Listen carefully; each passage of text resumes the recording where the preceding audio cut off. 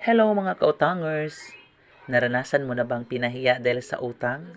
Naku, yung tipong pinost na ang mukha mo sa social media, pati ang buo mong pangalan. Naku. Anong gagawin mo ngayon dahil napahiya ka na?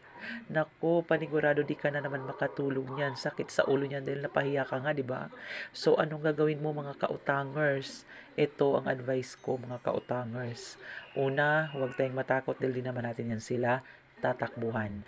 Pangalawa, alamin ang karapatan mo dahil kahit nangungutang ka, may karapatan ka pa rin. Pangatlo, magipag-usap ng maayos sa nautangan. Huwag yung tipong ikaw pa yung galit na ikaw pa yung may utang. Pang-apat, alam mo bang may habol ka kapag napahiya ka dahil sa intensyon talagang ipahiya ka sa social media.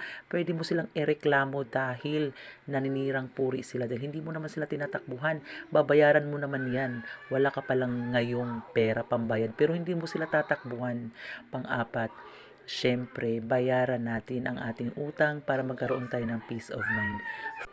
Please subscribe my channel for more utang videos. Bye-bye!